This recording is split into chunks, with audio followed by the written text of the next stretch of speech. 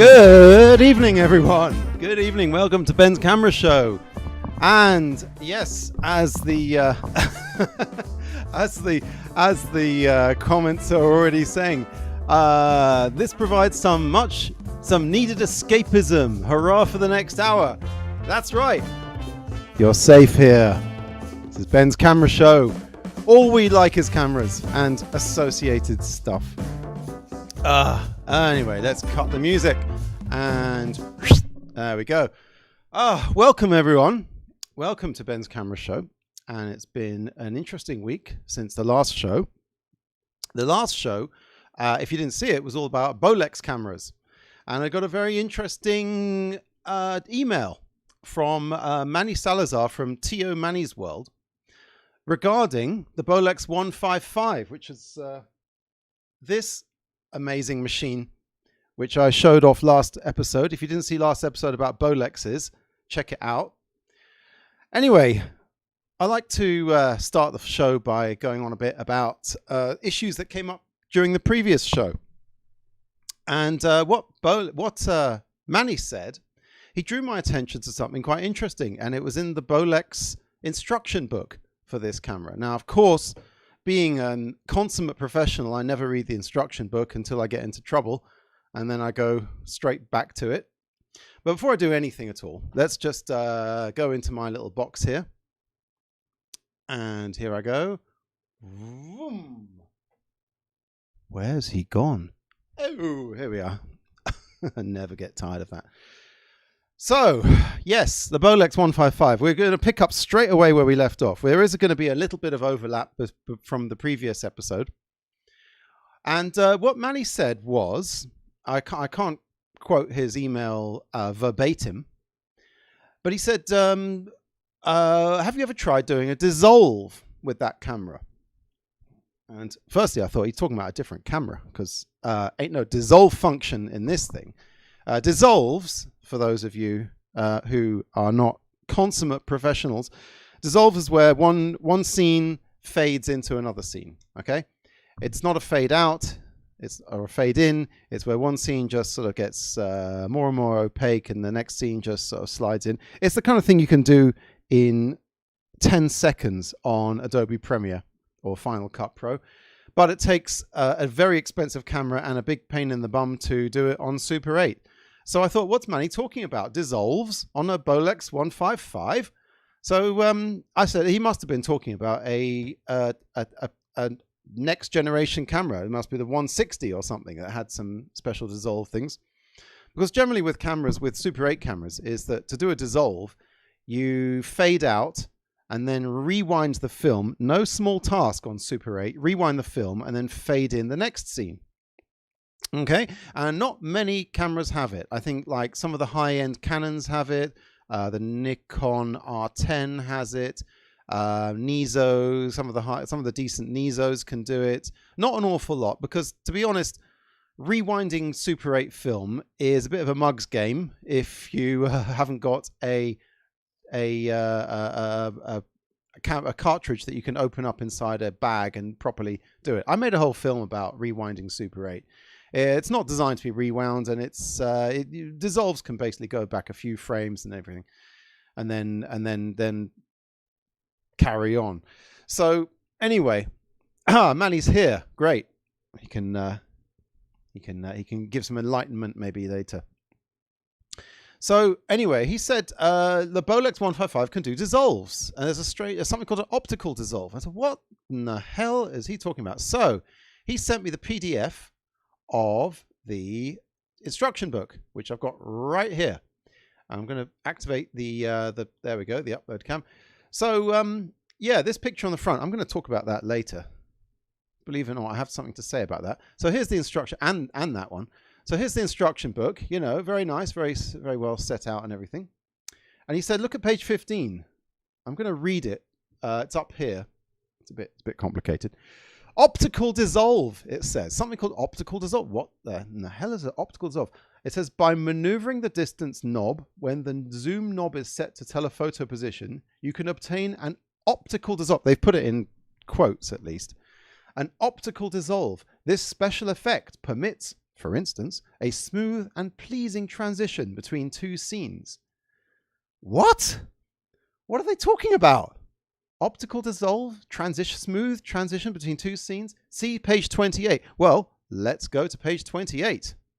And by the miracle of a track wheel on my mouse, I can go, here we go, page 28. Right, we're jumping straight into it here. Hey, Tony Hickson's in the house. Hi, Tony.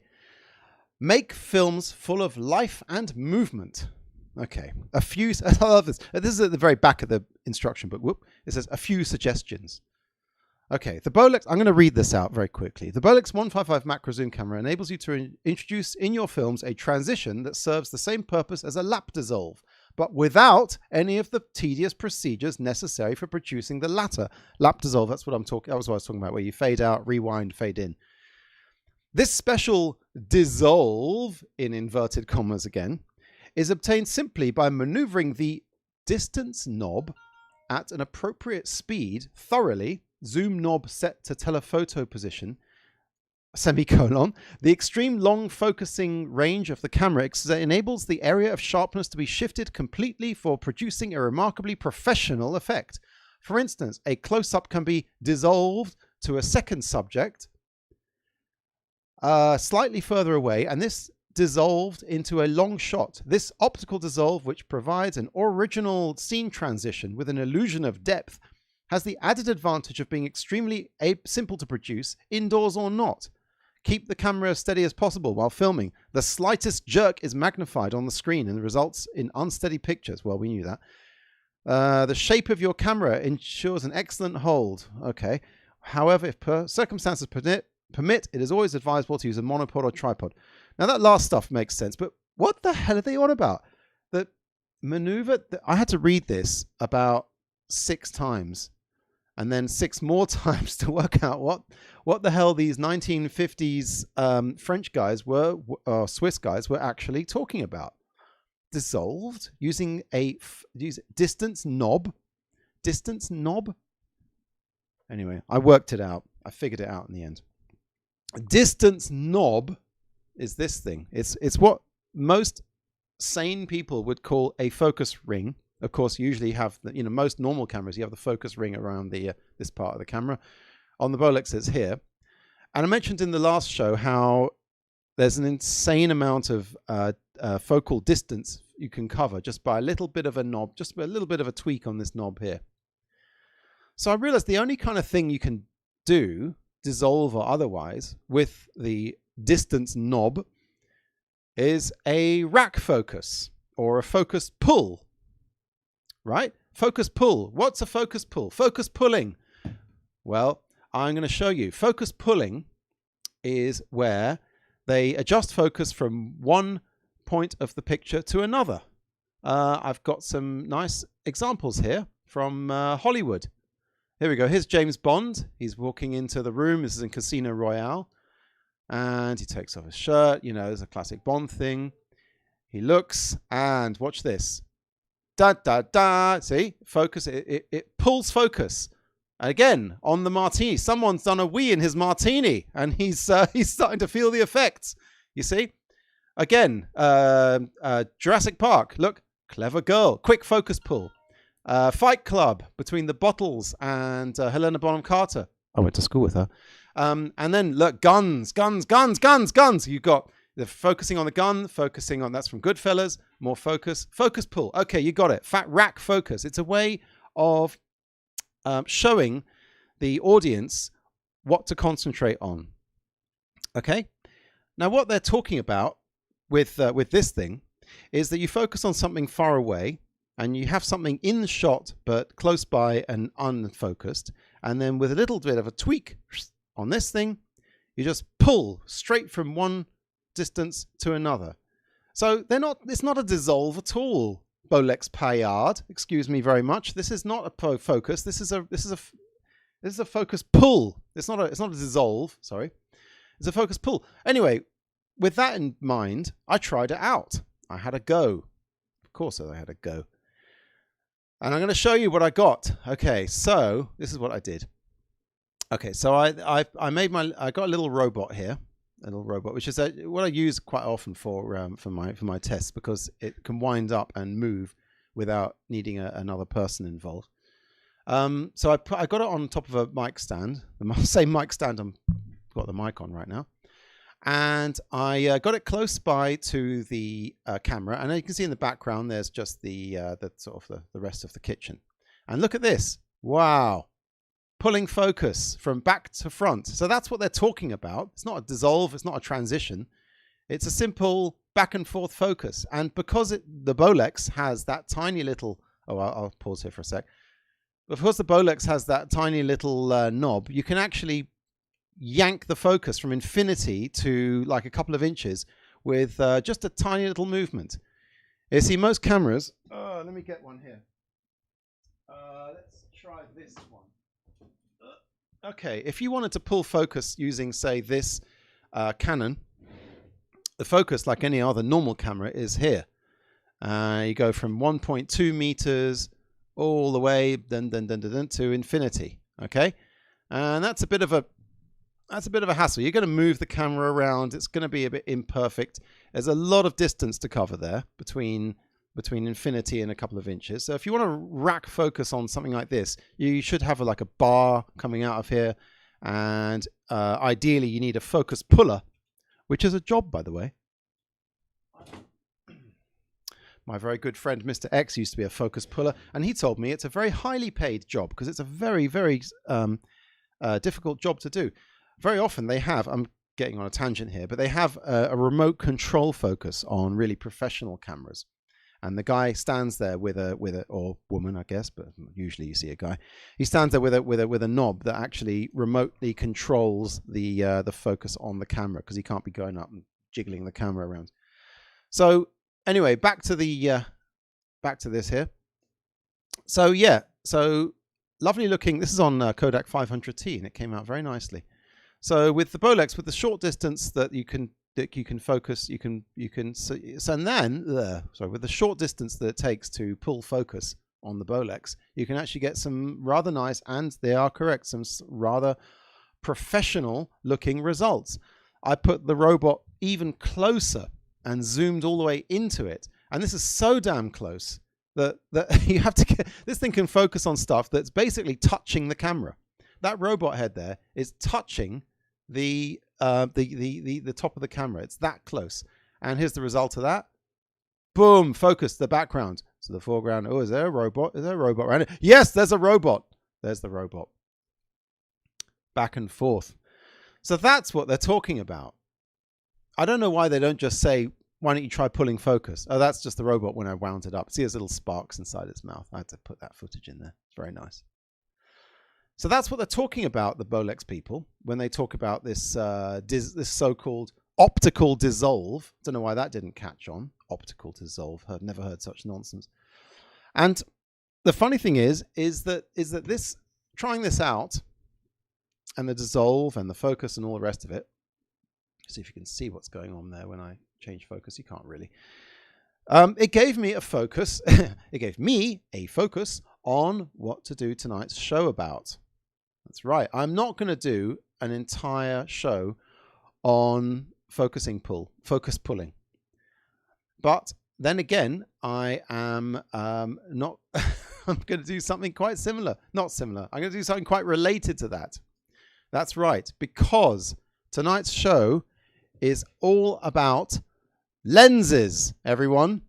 And I am outside of my comfort zone here. I am outside of my wheelhouse, and there's stuff about lenses which is, I went down such a damn rabbit hole that I'm very possibly won't know what I'm talking about on several occasions during this show. So forgive me, I'm basically one Google search ahead of the rest of you in terms of lenses. What I do know about lenses is they're very important. In fact, real hardcore camera people will tell you it's all about the lens. Now let's think about that for a minute. It's all about the lens. What about the mechanism that pulls the film through? What about what about all the important sound capabilities? What about the frames per second? Okay, it's metaphor time, everyone. Metaphor time. Okay, if you think this is the best I came up with. If you think of a singer, think of a song, think of a pop song, a piece of music with a singer. Okay. You are listening to what was recorded in a studio, a recording studio. Now, the back of your camera, the back. I hope you know what I mean by back. I'm going to show you. All right, so this is a camera back. This is without lenses. This is the old Bolex I showed at the previous episode. Okay, the back is basically a mechanism to wind film past a gate. And that's the main thing that it does. Let's have a look. So this is the camera back. It pulls the film from here to here. It's mechanical. It's got lots of moving parts. It's very important. But the lens, think of someone recording in a recording studio. The back is like the recording studio. It's like the recording studio and the microphone. The lens is like the singer's voice. Okay? That's how important it is. In fact, the very character of a camera can be changed by changing the lens. The lens is the eye of the camera. It makes the difference between a good picture and a bad picture. It makes the most difference between a good picture and a bad picture. A camera with a crappy lens, it doesn't matter if the back is 4K. It doesn't matter if you're shooting with a red camera. If you've got a crappy lens on it, the picture's going to look like crap. Okay, so the lens is very important. We're going to talk about lenses tonight, like I said already. So where did that get me? Well, before we go into lenses, there's something. I mean, while we're on the Bolex instructions. In fact, let's go back to the Bolex instructions because I want to just make a point here. What am I doing in the big screen? Let's go back into the little screen here. Here we go. I'm safe here. Firstly, why such strange language with stuff like, distance knob? I'm sorry, that really gets me, distance knob. Whoever called it a distance knob? And then I saw these pictures. It's a nice lady with with some sort of attachment on the front. Here's another nice lady filming flowers.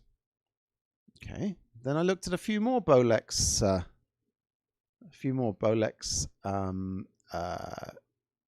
get this up here, promotional materials. Let's get this green screen off here. Here's our lady filming a flower close up because this camera can do it. And here's, oh dear, let's get that horrible picture off the back. There's another Bolex picture. It's another lady putting the film into a Bolex. And this one says, you can do so much more with a Bolex macro zoom camera. Another lady. They're using women to sell these cameras. And I believe that these cameras were marketed towards women. I think someone in the Bolex boardroom says, you know what, we need to get more women using cameras, which isn't a bad idea, really. I mean, what the hell? There's no gender bar to use a camera. Anyone can use a camera, male or female. But the Bolex, I don't know. There's a certain sort of direction in their promotional materials. Look at this. This is a front page of Bolex Reporter magazine, and the front says travel and vacation and whatever. And it's got this slightly creepy angle, this picture of a lady sunbathing. And it was obviously taken from the promenade down onto the lady without her consent. Now, I spoke to my daughter about this, who's the one I go to for, politically correct analysis. And she said that's the male gaze. Gaze as in G-A-Z-E. And there's a lot of this in old camera promotional material. There's a lot of, it seems to be either they are promoting these cameras towards men filming women, sometimes possibly without their consent, or they're saying, well, yes, ladies can pick up one of these cameras too. Look at this. You can You can put the film in, and you can film a lovely flower. Guys, it's enough. Let's move away from this. This is very 1960s viewpoint here.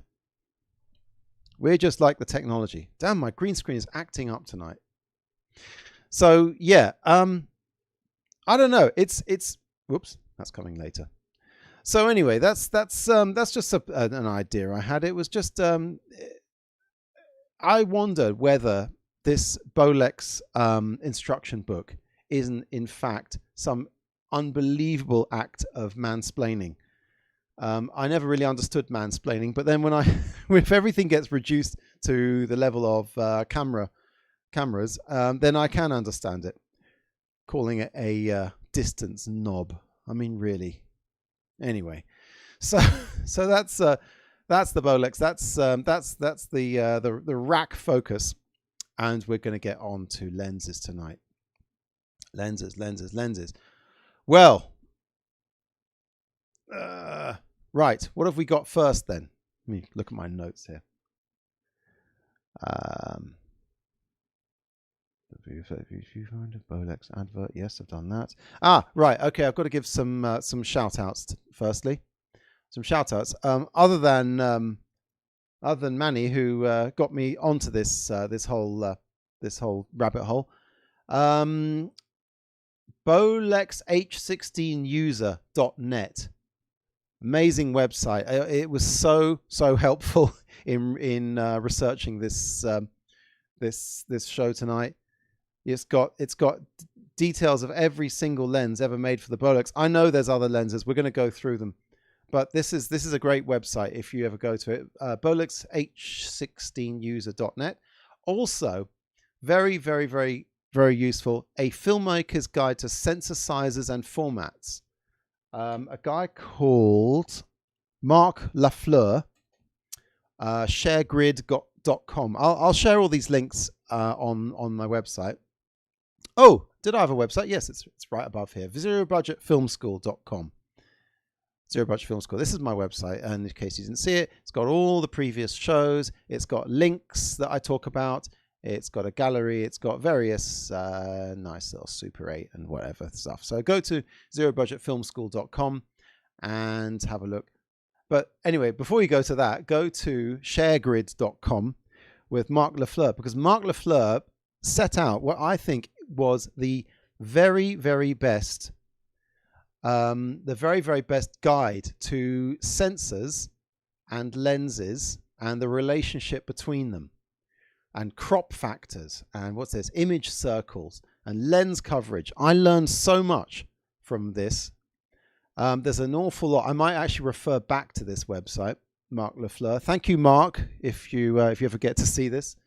You were very helpful to me, and I hope more people go to your site, because he obviously did a lot of work on this. Benjamin Merritt says, your daughter is spot on. Yeah, she's going to be very happy to hear that, because yeah, she loves to be spot on. What else? What other websites did I use? No, I think that's all for now. So let's talk about some lenses. So I showed you the lens test. Let's have a look what else I've got to show you here. Right. Okay. Some Super 8 cameras don't have interchangeable lenses. In fact, most Super 8 cameras don't have interchangeable lenses. The lovely Bolex that I showed you before, fixed lens. Not only fixed lens, it's got 17 elements somehow arranged in here. You can't change the lens though. What else do we have here that you can't change the lens on? Here he is. Okay, yes. Well, this one I just showed you before. Lovely camera, Canon Auto Zoom 814, fixed lens, can't change it. If you're going to have a fixed lens, better be a good one, right? And this one is a good one, the Bolex. I'll put it over here. I'll be getting that later. Basically, this show is limited by what it is, anything I can actually reach. Let's get that off. So, movable lenses. That's what it's all about. When you buy a Super 8 camera, you'll notice that the really expensive ones I'm talking Bolex, which we can see later on. The Lycina. Bloody hell, which one? What else? What else has an interchangeable lens? Not many of them. The Nalcom NTL 1000, I think it's called, interchangeable lens. Maybe even the Nikon ones have got interchangeable lenses. The good thing about interchangeable lenses is that you can choose the right lens for the job. Now, I want to thank Ed Sayers. Ed Sayers, I almost invited him on the show tonight, but I'm saving him up for a special show to showcase what he's up to. Ed Sayers is he lent me this lens basically. This is a prime 100mm lens. Now 100mm, that is a pretty damn long telephoto lens right there. I should have just said Ed Sayers. He runs the Straight 8 Film Festival. Brilliant. If you're into Super 8, go to straight8.net and straight number 8.net and enter his thing there. What's this? Logmar. Tio Mani says, yes, that's true. The Logmar also, well, bloody hell, we're getting really into Tio. That has an interchangeable lens. The Kodak, the new Kodak Super 8 camera, which we may never see, also has an interchangeable lens. And most of these lenses have C mounts. And I'm going to show you some footage of this one. I'm going to show you some footage of this 100mm prime lens compared to zoom lenses of the same, from the same camera. Let's have a look. Let's see what the difference is there. So here we go. So here's this with a 100mm lens. Now I went to the top of a place called Parliament Hill in London. Nice view of the city. And oh wait, this wasn't at Parliament Hill. This was at the Dartmouth Park Reservoir. Also nice view of London. That's for locals, this view of London. Super 8. Parliament Hill is for tourists, and the Dartmouth Park Reservoir, that's where the actual real North Londoners go for their nice views of London. So yeah, you can get amazing views. It was a misty day. There's all the skyscrapers there's the BT Tower. Now look at this. You can look how far you can go. There's the skyscrapers. There's the middle distance. All those houses. Some flats closer to. You can get so close with this, and it's sharp as well. Okay, that particular shot wasn't sharp. Probably my fault. And this was okay. You wouldn't know to see it, but this was filmed miles and miles away. Not miles and miles, but a decent distance away. This 100mm lens, I fell in love with it. It was hard to part with it, hard to give it back to Ed, because it was such an amazing lens. Not only could it film far away, but it could film actually not fairly close up as well. Okay, so here's the 100mm. This was filmed. This is my focus chart. This thing is about oh god, it's about that circle you see is about 10 inches across, maybe a foot across. Maybe the whole thing is about 1.5 feet across. That's A3 size. And I filmed that 10 meters away. That's how good this 100mm lens is. 10 meters away. And then this is it. This is 10 meters away also with a Schneider Kreuznach Optivaron 6 to 66mm lens. So this is 66mm. The previous one was 100mm. So when you're looking at lenses, just bear in mind that 100mm is that close, that telephoto, and 66 is that far away. It's not as sharp, not quite as sharp. And that's the thing with the difference between prime lenses and zoom lenses. Zoom lenses are great. You've got a lot of flexibility, but they are not quite as crystal clear and sharp. And I even did a focus pull at the end of this. Not that you could tell really that much that was focus pulling from the back to the front. But never mind. Look at the shot. Look, okay, focus distance. 100mm, 66. This is with an Angio 1.9, 8 to 64mm lens at 5.6. Yeah, you can read too. Again, slightly softer. Not that you'd really notice unless you are really looking out for it.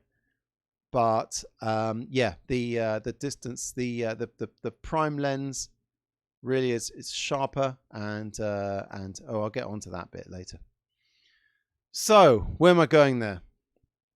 That was with the 100mm lens. This one, an EVA 100mm lens, and it's not that big, funnily enough. You expect like those really telephoto lenses to be basically like telescopes, but they're not. This one, okay, it's a decent length. It's about, I don't know, it's about 8 inches long.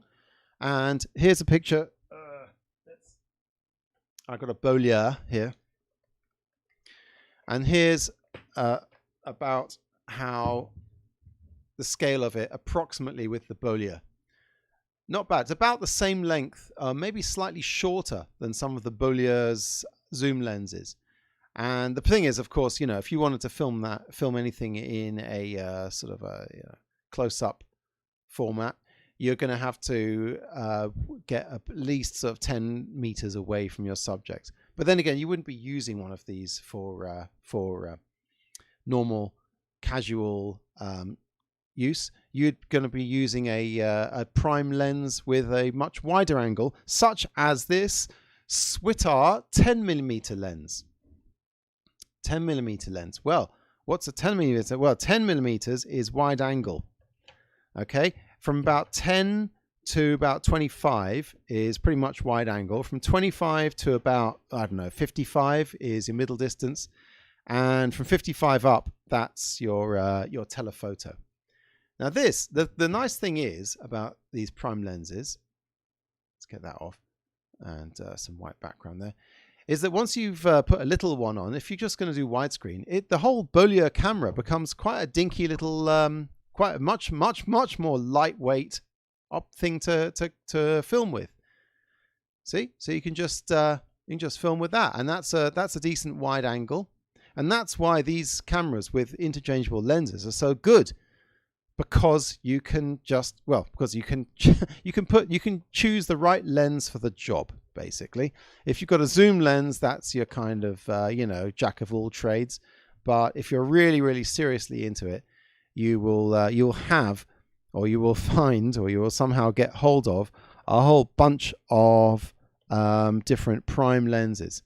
They are sharper than zoom lenses, and they are also I think they can go wider. You can get more light into them. This one goes from 22. This one goes all the way down to 1.6 f1.6. Not bad, 1.6. Whereas the zoom you put on these goes to 1.9. So you can't quite use it on a more darker situation. Now this is an Angeno zoom lens for the Bolex, for the Bolex, excuse me. See, and then when you put that on, I'm just going to hold it here because I don't want to bother putting it all on. If you put that on there, the whole thing becomes a bit bigger. But it gets bigger than that. Bloody hell, it gets bigger than that. Check this out. Okay, so here's the Bolex with a massive great lens on it. That's what I want to show you. This was my 50th birthday present to myself. A Bolex 4008 ZM4. This requires music.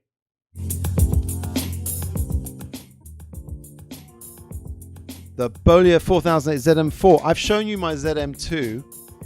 ZM4, it's newer, and it is a monster. It has this gigantic lens on it. This is a, what's it called? It's got a Schneider Kreutzach Bolex Optivaron 1.4, 6mm to 70. My God, 6 to 70. That's a big range. I've got some footage to show you with shot with this thing. The thing is that it gets so damn heavy. It's just like when you walk around with this thing, it is a slab. It's not so much a camera as a slab. It is a heavy bastard. Let's look at some footage with this thing. I'm jumping all around here, but never mind. What have we got? Okay, so here's here's what that lens can do. So here's a maximum zoom. Again on the Heath. This is at Parliament Hill. Some nice shots of the skyline. Now wait, I'm going to zoom out, and then you're going to see exactly how far out that thing can get. Wow. Wow, all the way to that. And that's a wide angle right there.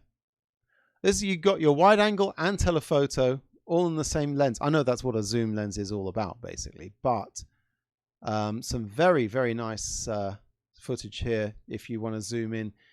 If you get far away and zoom all the way in, not with this one, but that's just, there's my kids on the Heath. I was on my 50th birthday. Yeah, you can zoom all the way. I had to use my son's shoulder as a tripod for this one. You can zoom all the way in and get some very, very, very nice footage with that. Also, with the Bolex ZM4, there's a couple of things that it's really only two things which it does, which the ZM2 can't do. I'll focus on that first. Firstly, the frames per second, your FPS level. Can I get it even closer? Let's try and zoom. Let's try and focus on this. Well, you don't need to see this. It goes up to 80 frames a second. So you can get some absolutely blistering. Oh, damn it. Where's my...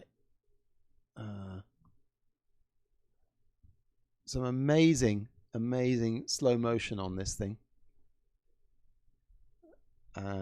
Which I cannot focus on it. What's going on? Damn this webcam. Oh dear. That's really not right. There we go. Okay, so it goes up to 80. Never mind. Take my word for it. Also, with this lens, let's see if I can very, very carefully. I'm going to zoom rather than focus. This lens has a couple of things which the previous Bolex lenses didn't have. In that it has, here we go, the macro. Ugh. Yeah, I'm not. Ironically, for a show all about lenses, my focusing is all up the spout today. Okay, the macro, it goes down to 1.4 f-stop. The macro, you just press this button. It's a much nicer thing than the previous one, where there was this sliding switch, which always felt a bit flimsy to me. Yeah, and here, very important, you can switch between the daylight filter and daylight filter off. Although I did read that apparently when the daylight filter is off, you get some transparent gel in front of the image, which is not perfect. That's why some people have these things removed and they just use a gel on the front. So daylight filter on and off right here on the lens. That's nice. Instead of having it inside the Bolex. What am I talking about with daylight filters? Well, I've got some footage to show you. Daylight filter, basically, it's that orangey filter which you need to use when you shoot with tungsten film. Tungsten film. Okay, I'll show you the difference. Tungsten film is for tungsten light, which in itself is becoming a bit of an old hat. So tungsten light is your basically incandescent light, your normal light bulb light. And if the film is suited for light bulb light, then here, as you can see in a daylight situation, it all looks a bit blue. That's what tungsten film looks like in daylight without the. And here, this is with the filter on, and it all looks a bit more warm, golden.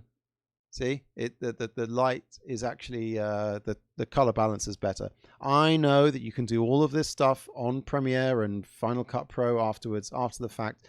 But let me tell you, if you're using tungsten light and you're tungsten film and you're shooting outdoors, it is always better to correct the light before it even gets onto your film. Okay, we've learned something today. So tungsten, yeah, put the filter on if you can. Right. So let's have a look what the comments are. Whoa, that's very capable, fantastic footage, says Benjamin. Thank you, Benjamin. There's a high proportion of people called Ben watching Ben's camera show. I don't know if they Googled their own names with the word camera on there, or if it's just coincidence. But Bens out there, I salute you. I can't think of a single Ben who disgraces the name of Ben. Are there any bad Bens? I don't know. I'm sure I can think of one. None come to mind straight away. We're all decent types. Oh dear, that's not to take away from those poor people out there who aren't called Ben. Anyway, I'm getting completely off off track here. Right, the Bollier 4008 ZM4. I think I've gone over the ZM4 enough. It's similar to the ZM2, very similar. It can go a bit faster, and this one is well, it's got a nice lens on it. Although some people complain about the lens, and it's very it's clean. The only thing is with these Bolliers, and this is a very important thing to tell you, if you're going to go around putting prime lenses on these things, watch out for RX lenses. This is a Switar 10mm RX lens. RX lens. RX means it is set up for a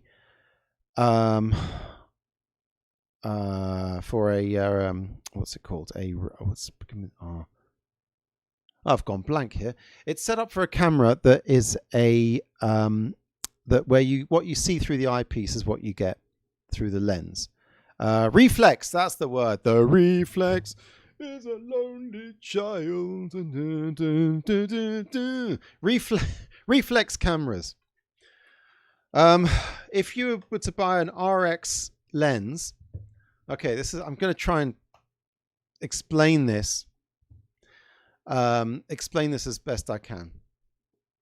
This is basically a lens for a 16mm Bolex. Oh, there I go, messing it up again. It's for a 16mm Bolex, and a reflex Bolex 16mm camera has, of course, a kind of prism inside it, which diverts some of the light to your film. Should put it this way round, really. And this is a Bolex. This is the wrong thing to. But anyway, it diverts some of the light to your film, and some of the light it puts it through a couple of prisms and sends it to your eyepiece. Okay.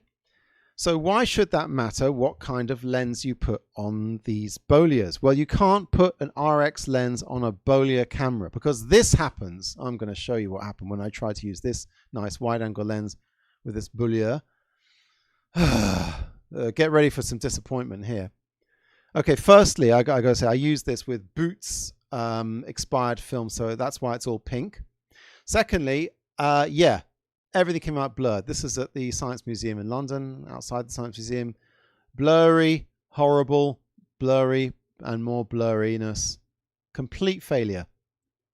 That was it. Luckily, that's all I shot. I didn't shoot an entire cartridge with this thing. Missed it? I'll show you again. Well, I might as well get some use out of this footage, seeing as where's it gone? Seeing as the as I wasted a whole afternoon. Now, why is this? Why did it all turn out blurry? Well, I'll tell you why. It's because you can't just put any C-mount lens on these Bolliers. Bollier has a different different system for diverting some of the light towards the eyepiece. It doesn't use the same prisms as the Bolex does, because when it goes through the prisms, the Bolex adjusts. They design their RX lenses to focus a slightly longer, something like I've got it written down here. From the lens to the film plane on a Bollier that's supposed to work is it's called a flange focus. It's 17.52 millimeters. This Sonny Boy, is something like 20 millimeters flange focus. And the upshot of that is that everything that this is sending down into the camera is focusing about sort of like there rather than there. Okay, so be warned, if you're going to use a Switar lens on this thing, make sure it's not an RX lens. That's annoying because I bought this lens for my Bolex and I thought, oh, it's going to work on the Bolio as well. Didn't work. In fact, I'll show you what it looks like when it's supposed to work. Because Ed Sayers, bless his heart, he lent me a Bolex non-RX lens. Damn, we're really right through the rabbit hole here. And it looked fantastic. Oh, not that. No, let's get that away. Yeah, it looked great. He lent me a non-RX lens. Okay, that's the 100 mil. We'll just get past this. Okay, so check this out. Not this. It's coming in a sec. Okay, so no, not that either. Jesus. Here we go. So that's a 10mm Bolex, sharp as a tack. My God, that's sharp. And that's further away from the thing. Now check this out. This thing has macro like you wouldn't believe. I got so damn close. Here we go, macro. This is a 1 pence coin. That's about the size of an American cent. And there's a copy of a magazine there. So this is how close and how sharp. Damn, that's sharp. How close and sharp that can get. Okay, that's not what I was talking about. Let's go back again. I'm so proud of this shot. It's just so, it looks so damn good. That's why I tried to, yeah, look at that. I'm going to pause that. That's a 1p. 1p. I'm going to show you how big a 1p is. There, that's a 1p coin. That's about the size of my pupil. And that's how good it looks. This is on Super 8. Damn, it looks like 16 mil. That's how good it looks. So yeah. So basically, be warned. Be warned because you can't necessarily. That went on the Bolio. It worked fine. If you get yourself a camera which has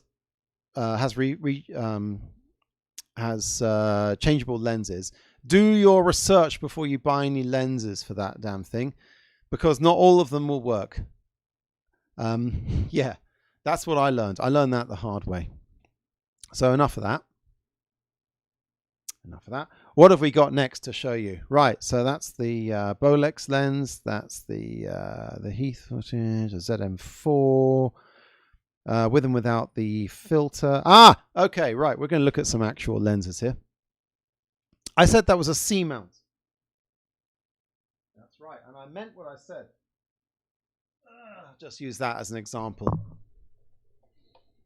I'm going to show you the difference between C mounts and other mounts. Okay, so that's C mount. Let's get the pictures off there. And we are going to zoom in a bit. All right, so here's your 10mm C mount lens. And here, this little tiny person here, that's a D mount lens. And D mount, D for Derek, they generally go onto stuff like this little Bolex B8. I showed you this film camera in the last show. Go look at episode 11 if you want to see all about this camera and Bolexes. So there's a D mount lens which is small, and there's a C mount lens which is big. This one goes on 16mm generally. This one goes on 8mm generally. And while we're at it, here's a D mount lens. I showed you this last week as well, but it is relevant. So let's bring it back in for another go. Zoom out a bit. This funny looking fella is a D mount lens. See, D, so it's the same as this one, but it's got its own eyepiece. So there's a prism in there, and it goes up there, so you can look through there. In fact, it's usually the other way around. So here we go. Nice. Light comes in, picture comes in here, gets recorded on the camera here, and then this little thing comes out, and you look down the end of it, and that's a lens. Some of these old lenses, they are They are made with these eyepieces stuck onto them because the cameras didn't have the eyepieces. And like I said, I refer you to my previous show. See how much that 100mm costs. Let's have a look. That'd be interesting to know how much one of those costs. I'm always into how much these things cost. So the Bolex macro EVAR 100mm fast macro. Oh my God, $2,500. Oh, I'm feeling faint. That's £1,833. The camera that you put this thing onto, you can get for like £200-300. The lens is £1,800. And that, unfortunately, is, or fortunately, I don't know whether it's unfortunate or not, that is a very common occurrence in the world of photography, which is the back of the camera can often be dwarfed in expense by the cost of the lens. In fact, the prices of some lenses are frankly staggering. Unbelievable price how much some of these cost. Way more than I can afford. I'm going to borrow that from Ed again if he'll let me have it. So yeah, it's the kind of thing. It's a bit like a private plane or a speedboat. It's always better to know someone with one of these things than to actually buy it yourself. Let's see what else. How much else you can? The £2,200. That's for a pair of them. That's for both 100mm. That's the one, and 150mm. Oh my God, you can see right down the road and into the neighbor's windows with that one. I'm not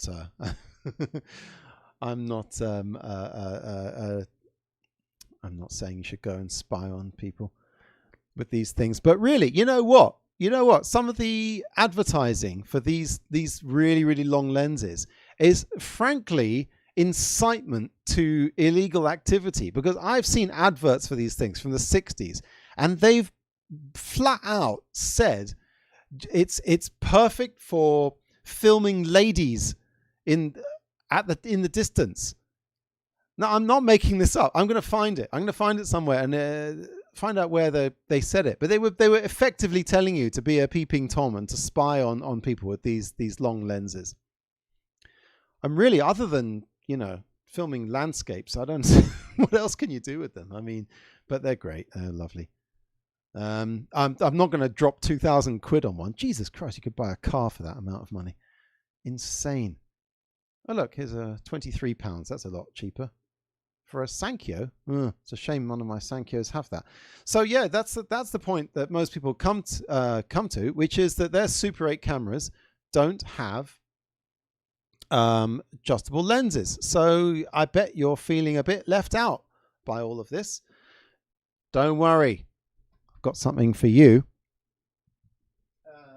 What have we got? Yes, okay. So supposing I'm going to bring the Canon back here. Okay, right. Now, okay, so this camera, okay, it has its own lens, but supposing it doesn't go wide enough. Well, you can't take the lens off this thing. Well, you can with screwdrivers and a lot of patience. So what are you supposed to do if you want to get even wider than what this lens will allow you? What does this lens go to? It goes to from 60 to 7.5. That's not a bad wide angle. However, they made things that you can screw onto the filter screw at the end. And these are not lenses, they're lens adapters. No, they're not lens adapters. What are they're called? I'm not even sure what they're called, but they made a few of them. I'll get that picture off the background there. Okay, I've got a few of these, and actually they come out a lot cheaper, pretty cheap. So this thing, it's not a lens. It's a wide angle adapter, and they come out pretty cheap. Like I said, here's another one here. And what you do, they have a filter thread, and you simply screw them onto the end of the lens that you already have, if you've got the right thread. So there we go. So that's now got a wide angle lens, and it says on the sides super wide Mercury with a K optics Japan super wide 0.5 times AF high definition digital lens with macro. Bloody hell, they've written a whole book on it. And then you've got this, which is a telephoto lens, which will obviously increase your zoom. So great. So you're thinking, I don't need a camera with removable lenses. I'll just get one of these. In fact, the two of these came as a package for this camera. I'll show you what it looks like when you stick one of these on the end. Let's have a look. Not that.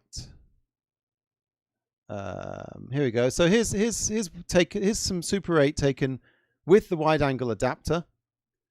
That's me and my lovely wife, taken by my friend Karen Bendel. So yeah, it gives you a decent wide angle lens, not the highest quality. I mean, if you're really going to be sort of picky and anal about the quality. In fact, if we go back to the very first, there we go. You can see around the edges, it is getting a bit distorted. Oops, pointing the wrong way. It's getting a bit distorted, so around the edges, it's getting a bit curved there. And around the other side there, that's a bit curved as well. So it will slightly fisheye on you if you stick one of these on.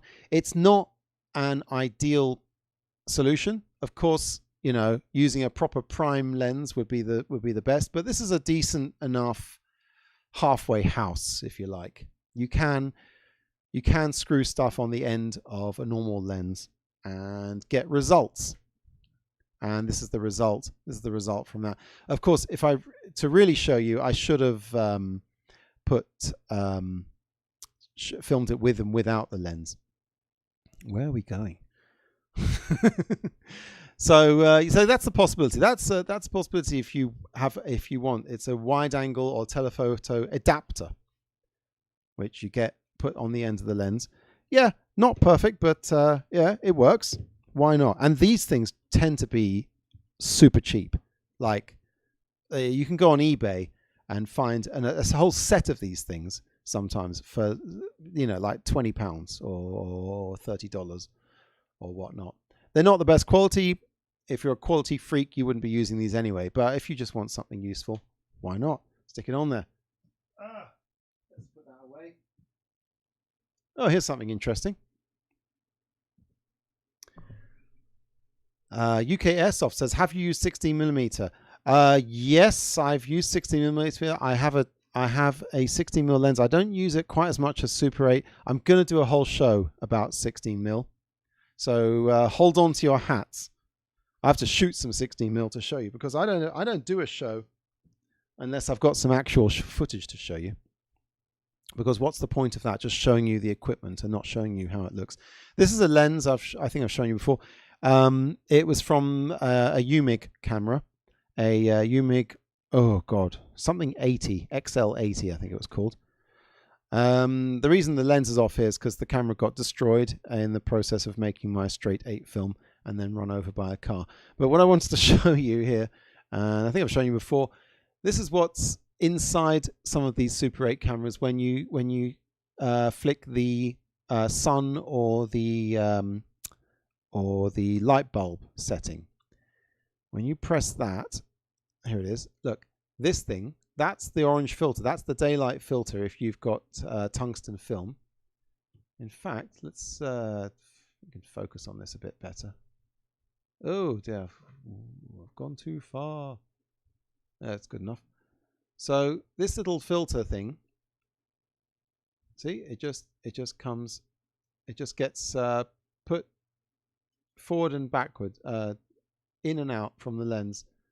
There we go. See, that thing is connected to the switch probably on the side, and there I have it. So that's the filter. The thing is about these things is that these filters can get discolored.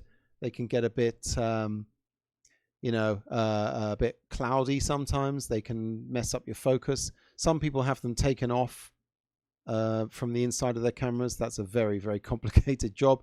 You've got to send that down to Bjorn Anderson in Sweden if you want that kind of job. But anyway, so yeah, that's a decent enough lens. I mean, it's not like in this point I can actually attach that to any other camera, but I thought I'd show you. How about video? I hear you ask. Oh, video? Excuse me, video? What is this? What kind of horrible blasphemy is this video? This is after all Ben's camera show, not Ben's Super 8 show. So yes, I don't make any distinction. Well, I make a bit of it. I mean, film's better, but we got to, a lot of people use digital. Let's have a look now. What have we got here? Oh my goodness. Look at this monster. Look at this. This goes on to a Canon XL1. It's a Canon 14 times full manual video lens. It's a nice video lens because it focuses when you turn the wheel. It zooms when you turn the dial, and it exposes as well when you turn this thing. It's completely manual. You're not relying on the camera's servo motors or the digital interface to do any of this stuff. It's very, very manual. It's quite nice that way. This goes on to an XL1. I've got an XL1 to show you. I do. Oh my God, these things are heavy. I'm used to I can't even fit it on screen. This is a Canon XL1. Okay. And this lens on it is the wide angle version. This is a wide angle lens. And this is the sort of telephoto lens. Damn, these things are heavy after the Super 8. So yeah, I'm going to show you what these look like. If you get excited about, ooh, I'm going to buy a video lens and I'm going to put it on a film camera. Not so fast. Not so fast, because video lenses, well, for a start, the mounting is different. This is a Canon mount. And what you need to put it on one of these Bolex. I mean, you can put all sorts of lenses on these Bolex. They're great that way. But if you want to put that on there, it's not going to fit. And even if I got some kind of adapter between the C mount here and the mounting of this camera, the lens is still too far away from the film plane. So it's not going to be an ideal situation. I think the only way to adapt this to make some kind of like amazing sort of hybrid film and video camera is if I was really, really sort of like good at this stuff, and I actually sort of machined it down and then formed a way of doing it. I know one guy who might be able to do this for me, and he's told me not to bother, because in the end, this video lens, turns out colors come out differently depending on what kind of lens you have. And video lenses are actually set up for video cameras, believe it or not. And film lenses, like this little ingénieur, is set up for film cameras. So I won't say never the twain shall meet, but you got to do a ton of research before you get hold of a lens to put onto one of these cameras. Anyway, let's see what these video lenses look like while we're at it. Why not?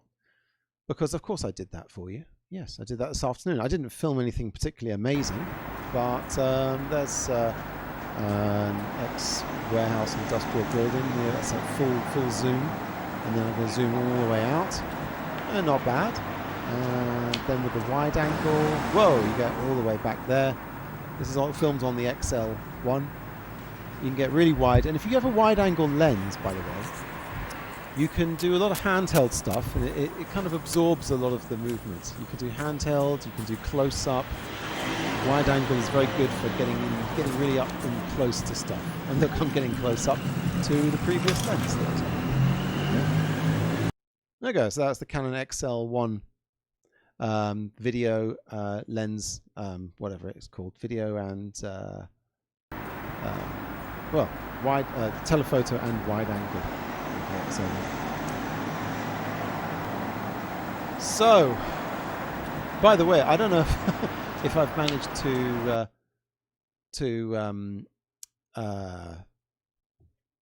I've managed to bluff my way so far, but when I went into the lenses, when I went into looking at these lenses, there are some insane degrees of detail that people go into about these lenses. They talk about the flange depth, the focal length, the number of elements in the lens. It is absolutely nuts how obsessed people get with the lenses. They don't really care about the cameras as much. Some people, they're so into the lenses. Another Ben has arrived. Ben Marshall. He said, "Oh no, that happened to me while making my first 8mm film. My gran decides to turn it at the last minute and drove over my camera. Luckily, it was super cheap 35 years ago, and it was a jumble sale camera." Ben, get yourself another one. They're cheap as chips. The Super 8 cameras are dirt cheap. The film is not cheap, but the cameras are cheap. Talking of cheap, we haven't talked about phones. That's right, phones, everyone. Believe it or not, phones have cameras in them. I'm old enough to remember when phones didn't have cameras in them. So, and I'm probably going to do a whole episode on phones, phone cameras. Why not? I might get my mate Cy Horrocks to talk about that. Okay, so here's a penny. Here's the phone camera. Not picking up on the green screen, which is interesting. And, you can get kind of close with it. In fact, let's zoom in on the phone screen.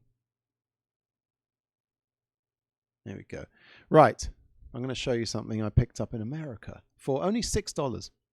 So here's our phone. That's about, how close can we get without and stay in focus? It's about here.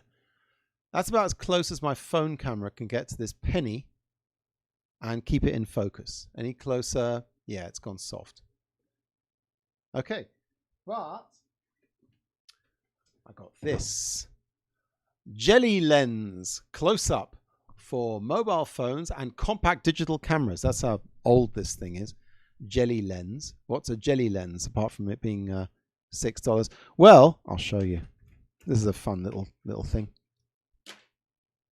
It's even got a little keyring thing, so you could actually keep this on a keyring. Okay, so this, it's kind of sticky. It is jelly. It's made of some kind of like sticky rubber right here. And the idea of it is that you stick that onto the front of your camera lens. All right, right, that. Just stick it on and it stays on. Then you can get really close to stuff. There we go. So you can get all the way to there, see? And there we go. Macro. Without messing about at all. That's how close you can get to that penny with the Jelly Lens. Only $6, and I don't have to mess around with the camera if I want a macro shot. That's a nice little thing there. Yeah. Jelly Lens. I don't know where you can get them. I bought this years ago.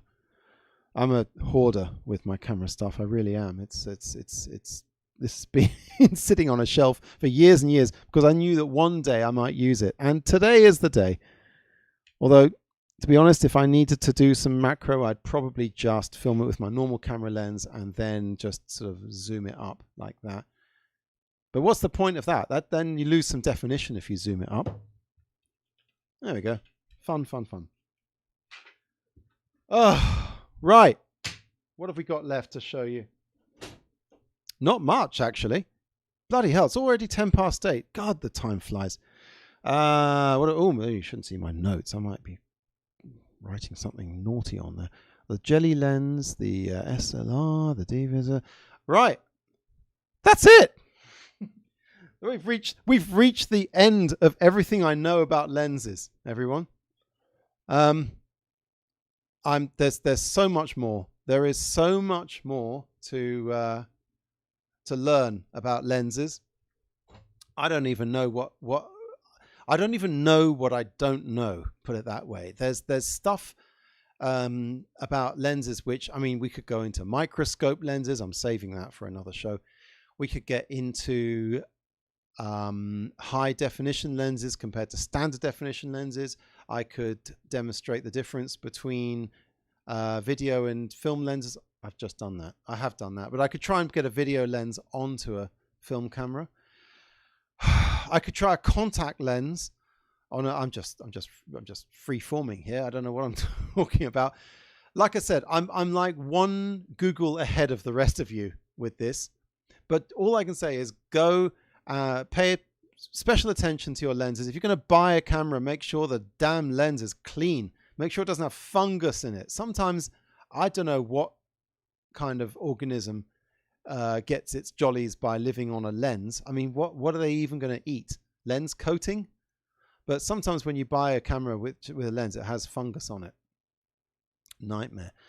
And then but Ben Marshall replied, he's got 30 cameras. He's just waiting for Forania to make some reversal and Super 8 to make things affordable once more.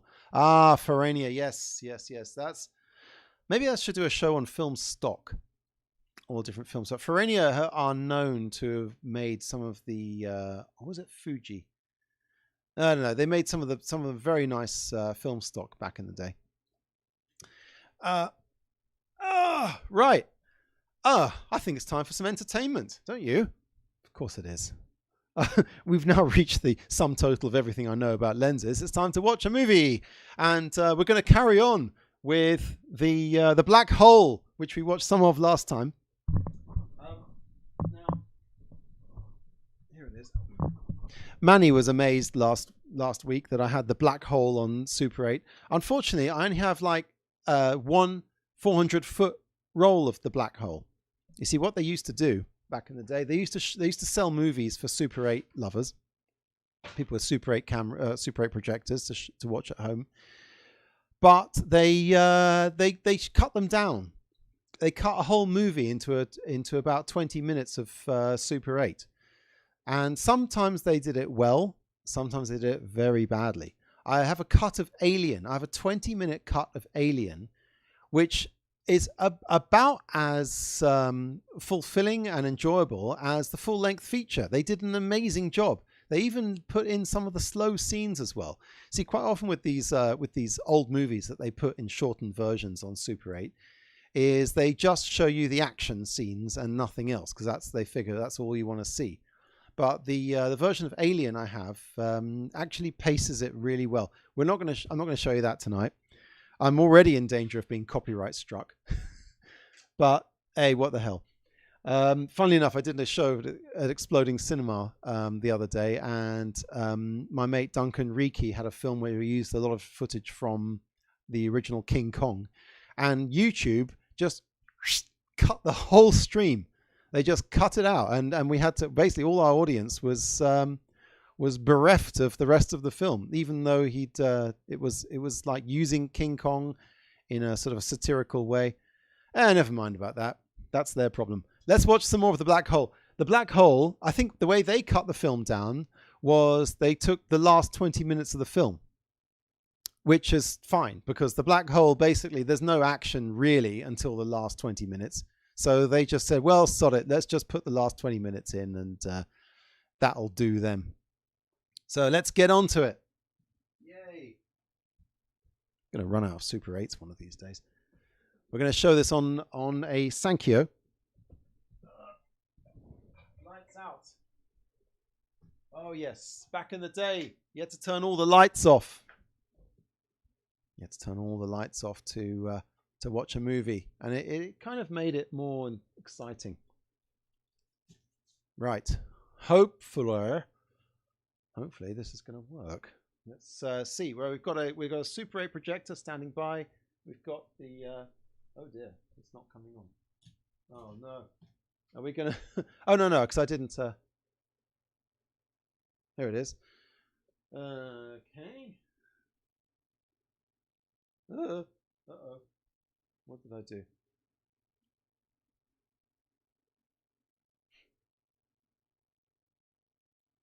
Oh dear. Okay, there we are. Right, are we Yes. Okay. So that's me. That's me showing my phone light there. We're ready to go. I'll get the sounds up. And ladies and gentlemen, the climax of the black hole. Here we go. Okay. When we left last time, the ship was about to be destroyed. There's Maximilian. He's the scariest robot ever. Prepare the probe ship. Whole ship's falling apart. It's getting sucked down the black hole. I can't remember that guy's name. Now, that's the danger of having a TV that's too big. Maximilian! Help me! Most useless robot ever, Maximilian. He's getting crushed by his TV. And Maximilian just buggers off down the lift. Still, Maximilian, he's going to get his. Bastard. Oh, nuclears the levels. Too high. Was it too high?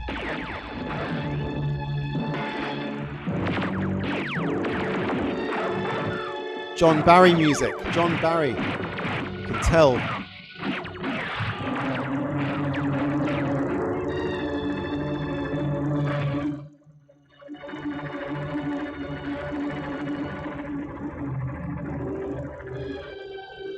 Now, one of those little robots, turns out, it's the voice of Slim Pickens. Ah, the big fight between them. Come on, Slim. Oh, no. Bloody anthropomorphic robots. Uh-oh.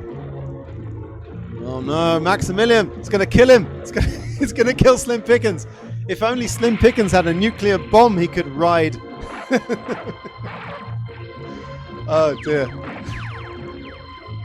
Bit too much on the smoke machine there, guys.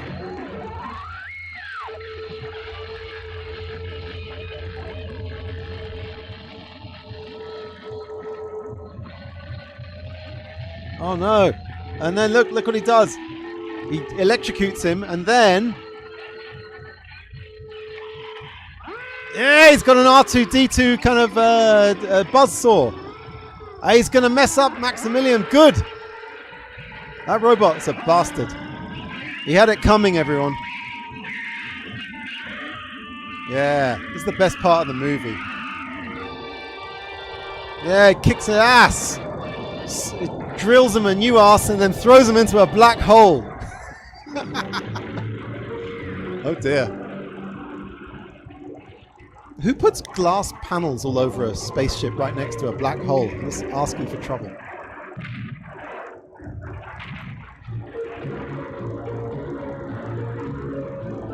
God.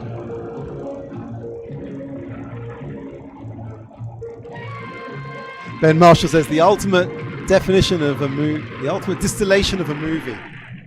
Yeah, some did it better than others. I went to a birthday party once and they showed Diamonds Are Forever in like 20 minutes. No, I can't make it. My hover stabilization's gone, my main circuit's blown, and both backups are failing. Why does Slim Pickens die in practically every movie he's ever been in? My useful days are finished, but part of me goes with you. Well, I've been to one World's Fair, and that's the damn stupidest thing I've ever heard over a pair of headphones. Oh no, he's dead. Oh, sad moment for the robots. Right, leave him. There's an event horizon you got to watch out for.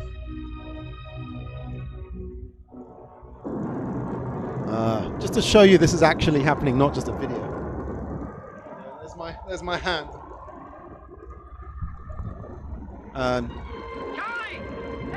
Yeah, it's oh no. Uh-oh. Oh, he's getting sucked off. I mean sucked down the black hole.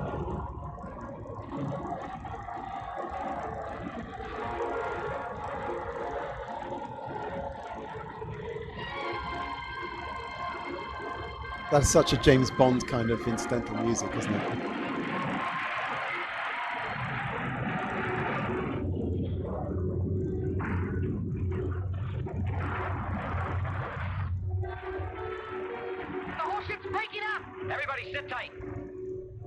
Sit tight. Sit tight, yeah, that'll stop the black hole from swallowing you up. Hang on. Lift off. Lift off? I guess so. Wow, is it going to get away? Are they going to get away from the black hole? It's all about Delta V, everyone.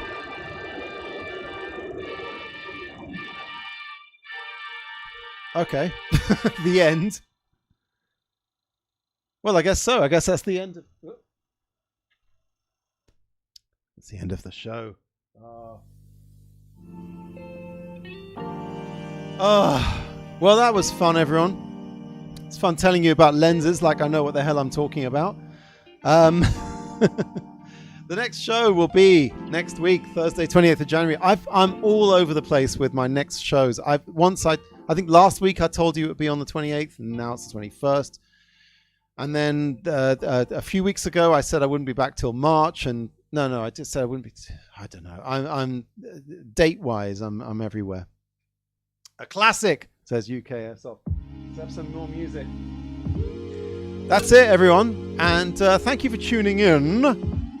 And I've had a lot of fun. I didn't have much fun setting this all up, but once the cameras roll, I am in camera show heaven. Unfortunately, and that's all I've got for you, everyone. I'm going to have to go until next week, and next week I might have another guest on, a guest. I haven't been very good at chasing up my guests, but I have several very, very good high-profile guests which I'm going to get on very soon. I'm going to do a show all about developing. I know not all of you develop your own film, but after seeing next week's show, you might well give it a go. That's right. And so until then, I'm not saying next week will be about developing, but I've got a whole ton of interesting subjects to talk about. There is no end to it. Well, there is an end to it. Eventually, I'm going to run out of stuff to talk about. Then it's just going to be me with a camera just saying, I better go and find out something about this camera. I'll see you next week. And that'll be like a 5-second show. Anyway. Tio Manny, last words from the comments. Dig that movie. Great show, Ben. Take care, everyone. You too. Take care, everyone. And we'll see you next week. Thanks for tuning in. Bye.